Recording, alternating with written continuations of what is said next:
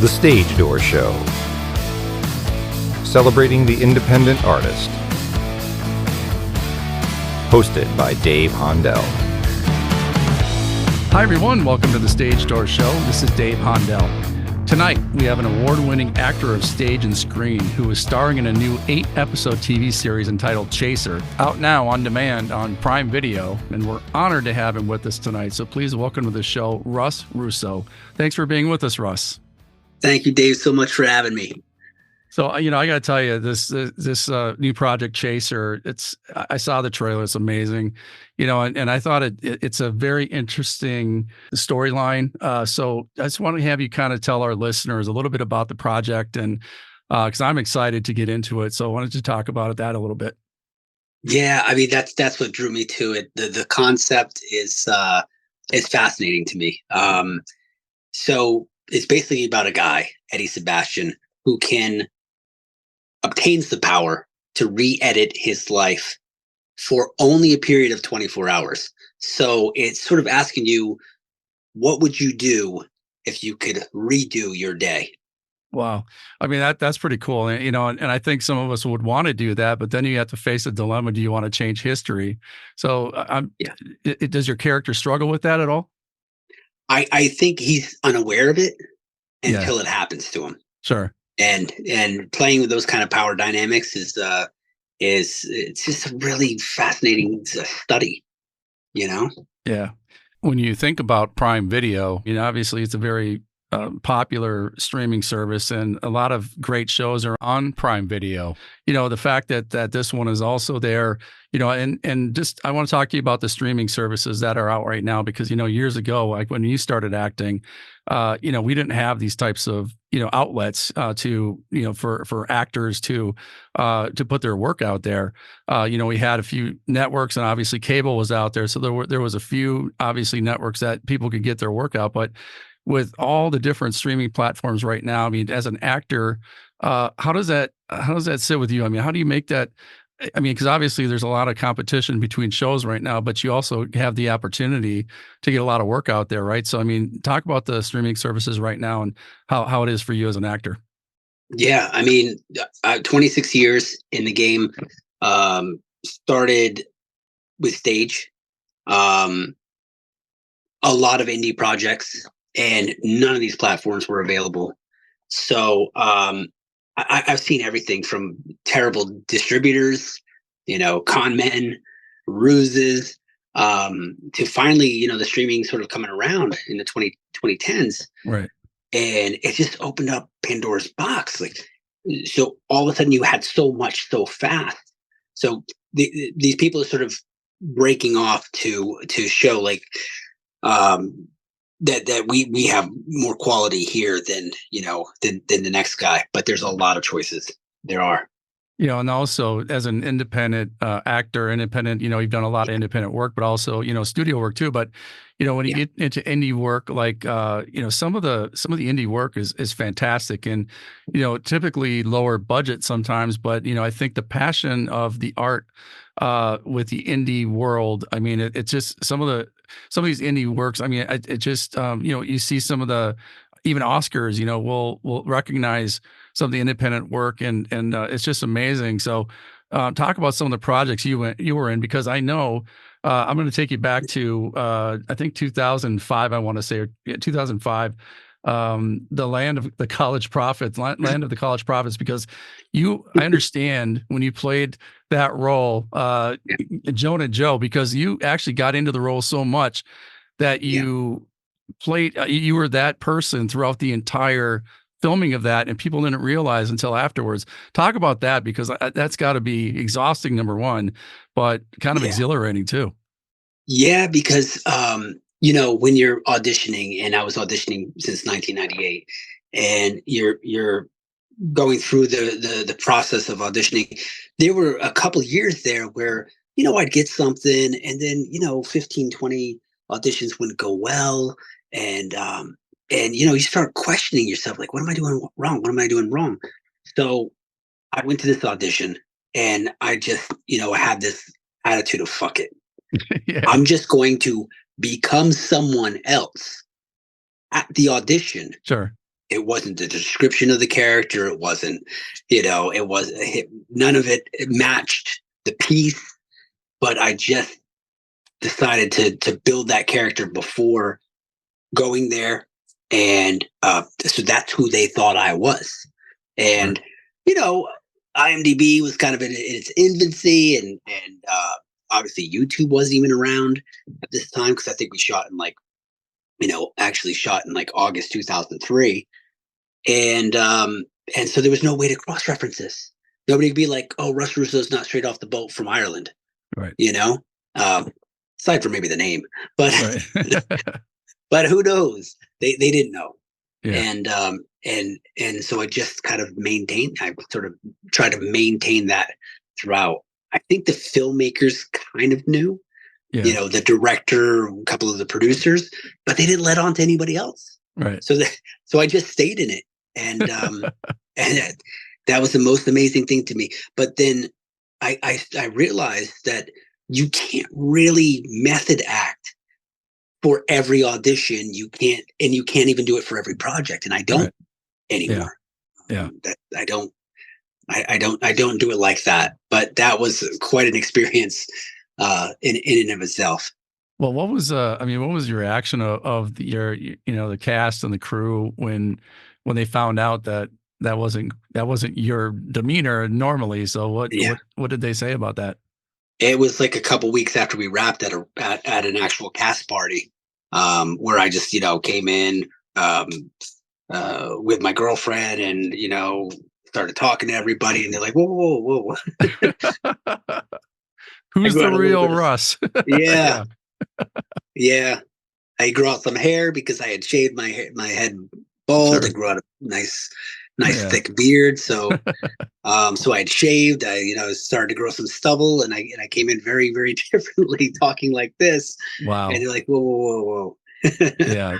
What's going on? What happened to the Irish guy? Well, that's great. And you were also nominated for Best Supporting Actor in 2005 for that film from the Indie Movie Awards. So that was amazing. And Right. you've been throughout the years. And I have to ask you, because this is something else that I found fascinating, because in I believe it was 1999, you became an intern at a theater.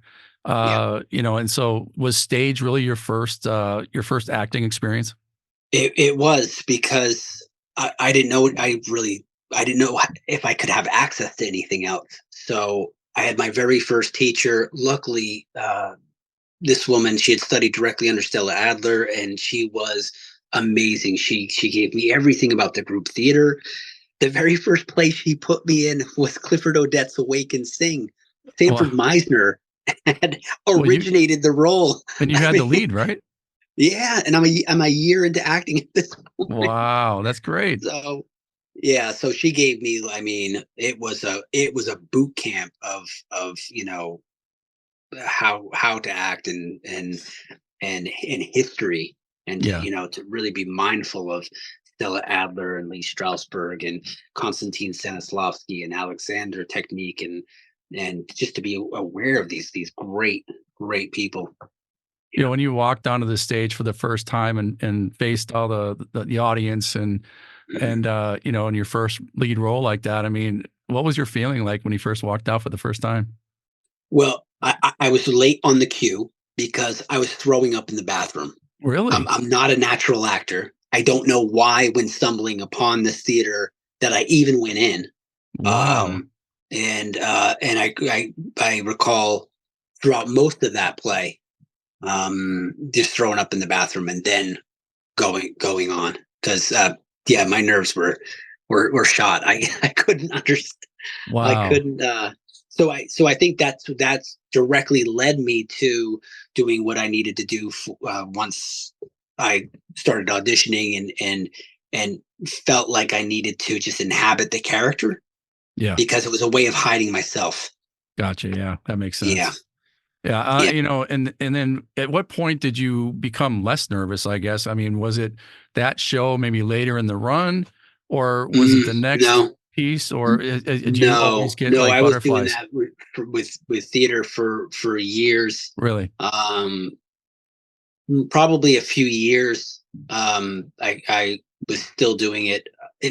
I can't pinpoint the exact time that it happened, whether it was on a film or it definitely wasn't on stage, because I even went back to stage, and stage is much more nerve wracking because it's so linear and it's so Right. like right in the happening right in the moment. Sure. But I definitely didn't have that experience going back. I got so comfortable with stage that Yeah.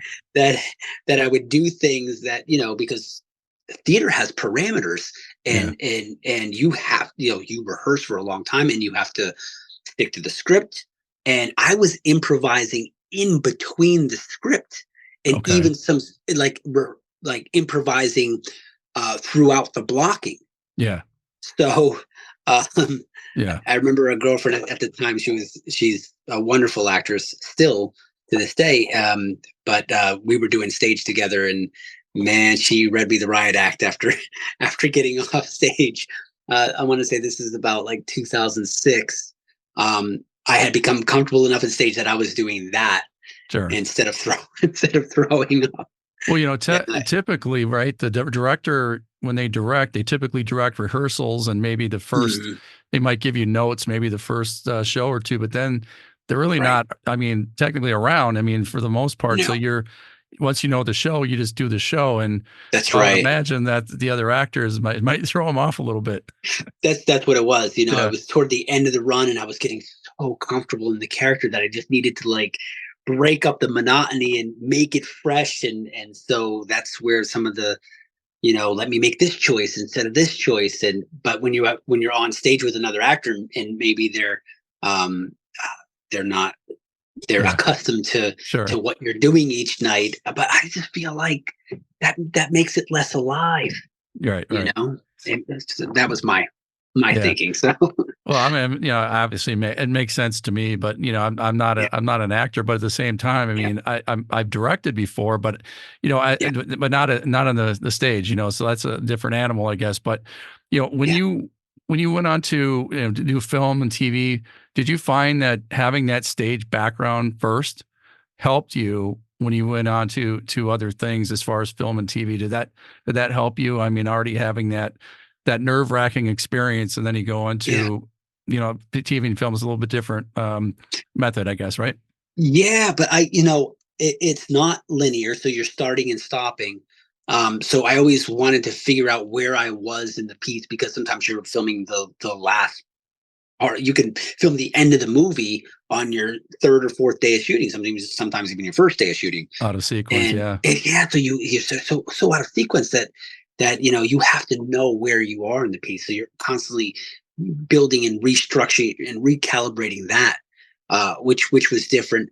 But I don't think it changed so much for me. In fact, one of the things one of the notes I'd always get in theater for like the 7-8 years that I was doing it constantly. I was getting the note that, oh, you're too quiet, oh, you're too subtle, oh, you're too, and it works great for film, but Sure. but they wanted the back You row got to speak to the somewhere. rafters, right? Yeah, speak to the back. But I didn't ever want to participate in human behavior that didn't feel real to Right. me, whether it be on stage or film. Like I didn't want to separate those two. It almost feels So, unnatural, right? Sometimes. yeah, Yeah. yeah. So And one of the things I was going to ask you too, I mean, you do great dialect, different dialects of different, Russian and Irish. And right. I mean, where did you learn that? Did you get a coach for dialect? That the first teacher I mentioned, Jade Green, at the Jewel Box Theater in 1998.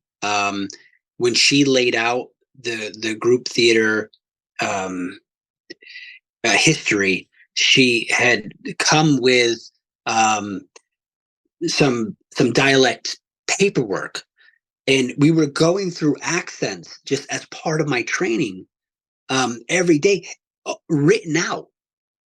There were sheets Oh, of paper. I mean, I don't want to say like 1998 is like the sure. caveman days, but like this was sheets of paper. We're going through Indian accent, British dialect, Wow. Russian, and just learning all the words, in that, Right. so that you can.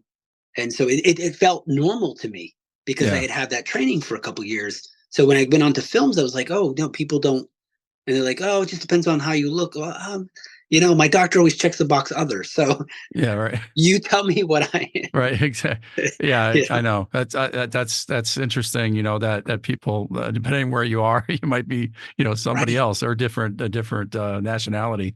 Uh, That's you know, right. I was going to ask you too, because it looks like you won a state district 23 wrestling championship. Was that in Yeah. New Jersey? Yeah, that was right near New Jersey. Really? Yeah, I moved back to New Jersey. I have a young family now, 2 and 3-year-old daughters. Wow. After like almost a decade in New York, almost a Sure. decade in LA, I came back here and I opened up an acting studio. I started teaching here. Oh, So awesome. That's great. yeah, so I'm back in the place where I did that for wrestling. But Well, talk about wrestling, that. Talk about your theater acting school. Talk about that a little bit so we can plug it. yeah. So it's called Monmouth County Acting MC Actor Studio. I've got maybe 30 or 40 students at this point, uh, close to 20 kids and teens as well. And it keeps the passion alive, Yeah. going through scene work every day, and it inspires me. It's bizarre how this works. How you can have a brand new actor come in and they could be saying their lines like, well, I was asking you to go, and then being able to show them a technique or show them a method like I was 26 years ago, and then see them like, I was telling you that I was going to go over it, and then they switch it up like that, and all of a sudden it's just It it's clicks. coming to them, and they're Right. they're real. It's so inspiring. Yeah, So we have, Russ, we have a lot of, most of our listeners are actually, up and coming, just out of high school or just out of college, actors, singers, anything in the arts, dancers. And, like I said, we have celebrities like yourself on to talk about this because, and what you just mentioned is great because this is exactly why we do this show, to have, those young artists, to hear those types of stories and, that people like you are out there teaching these, young folks, the right way to, get into the industry because it's not an easy industry, as you know, and yeah, and I no, think that people that are looking to get into this sometimes don't realize how hard it really is. And yeah, so to have you kind of preparing them like that, that's incredible. And I think most people listening right now, make sure you go to acting school and pick up these techniques because I think it's vital for your career development. I mean, I don't know what your thoughts are on that, but I think it's vital. absolutely. Yeah, absolutely. I would say so, and and just to keep studying as well. There was a few years there where I was like, oh, okay, I'm just gonna audition, and that's a trap. Yeah. Stay in your studies. You can always learn more. You can always, it will keep you grounded. It'll keep you in a place where you're constantly seeking truth and constantly leveling up, and yeah, don't let that go, because there were a few years there where I kind of let it go, and that's a regret. I wish I had Eddie Sebastian then. I could Yeah. re-edit that portion of my life so I could just go back and just stay training, Sure. stay in that, because there's something so profound about it. When you stumbled upon that theater back in 1999, Yeah. what was your life goals? I mean, what were you going to do if you didn't stumble on that theater? I mean, what were you going to do? Yeah, I didn't really know. I think that's why I stumbled, because it was just the unknown. I just didn't know what I was going to do. And I think a lot of 20-year-old kids, college, this, that, you don't know what the Yeah. rest of your life is going to look like, and you're just trying to find something that you can kind of grab onto and say, okay, if I do this, I gotta do this for life. And Yeah. it's hard finding something that you're going to stay passionate about at 20, uh, again at 40, you know. True. But it's been that way for me. It's been that way. It never, maybe it wanes a little bit. Like I said, there was that time I wasn't training, um and I was out in LA, and it's kind of vapid and it's kind of pretentious, A lot of the conversations weren't how I felt about art. Sure. Um, so it can wane a little bit, but it's constantly reinvigorating. It's constantly sticking with that passion and having that sort of persistence. It's invaluable. So Yeah, absolutely. Well said. One of the things I also like to ask actors and, sure. is what was that one thing in your career? Because I know you've been doing this for a long time. What's the Yeah. one thing in your career? I'm sure there's many, but what's that one thing that stands out and makes you smile every time you think about it? Well, there was a film that I did. Um, it released in late 2015, and then it was top 10 on Netflix in 2017. It was a film called An Act of War. Yeah. And that film, what I put myself through for that film, my biological father, had passed the first day of making that film. He was a Vietnam veteran, Hmm. who uh, through what kind of PTSD soldiers go through, Sure. and a lot of violence and things of this nature. He and my mother had split when I was 5, and then I was taken all around the country. So I never really had a home until I got to Monmouth County, New Jersey, which is where I reside now, because it's Yeah. like the one home that I felt like I knew. But that film, because of all of that, uh, it still holds a special place for me. Yeah. Having done that work. Yeah. Yeah, that's an amazing piece of work. Also, you've done a lot of great work, but to get in that role like that, I mean, that had to take a lot of not only research but internal fortitude to put yourself through that and during the filming, and so Yeah. kudos on that. For everything you've done, but especially that one, that was great.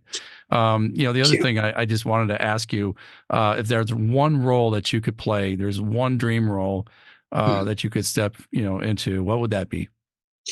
I think everybody around me now knows this, that I petitioned some of Roy Orbison's children to to to maybe be able to tell a story about his life, or I find his life fascinating. That man, he Yeah. lost children. His wife had died in a motorcycle accident right next to him. There were things that were just so, and he had a rejuvenation in his music, and then right at the height of that second coming of his music, he died right there. Yeah. And just to be able to explore that is just would be incredible to me. But I don't know if I'll ever get the chance at playing Roy. But there's something about that I would love to explore if I could. We'll put it out to the universe. You never know. It Yeah. definitely could happen. So, and also I want to ask you for, what kind of advice you would have for our listeners. So I know Mhm. you teach, young men and women to, to act and so forth, but what kind of advice would you give, somebody just, coming up into this, industry and, from your many years of experience? Yeah. If anything is to be said, um, you have to you have to have persistence, because you're going to get knocked back a lot of times. And if you don't have persistence, if you don't keep going, you'll never realize what it is um, that you might have had. You can't quit. You can't Yeah. quit. So persistence. That's one thing that I think anyone who's stepping into this has to know, that the only people that I know 26 years later that are not in this industry making a living at what they're doing, are the people that quit. Yeah. And and I know who they are, and they have, their lives are separate from this industry now. But everybody that just kept going, um, they have a career, they have an income, a career, and something to do in this industry now, because they just kept going. And you never know how close you really are. if you do quit, Yeah. right? You could have Yeah. just been hanging on a thread, and that next job was just down the road. That's That could right. have led to an amazing career. So that's great. Great advice. Yeah. And also Russ, before we go, I always ask this question, and when it's all said and done, what do you want your legacy to be? What do you want people to walk away with when they think of Russ Russo? I think I just want to bear everything that I can on film, and let it be that if somebody is to watch me, they recognize themselves in me. That's it. Yeah. Great. That's great legacy. And, so for all of our listeners, Chaser is out now on demand on Prime Video. It's an eight episode TV series. So please, as soon as you listen to this, and turn it off, turn on Prime Video in Chaser. It's this amazing piece of work. And, Russ, I can't thank you enough for being on our show. Much success to you in the future. And all your students, pass that along from us. And, and just, you're welcome back on the show anytime. Again, thank you for your time. It's an honor. Thank you so much, Dave. Thank you so much.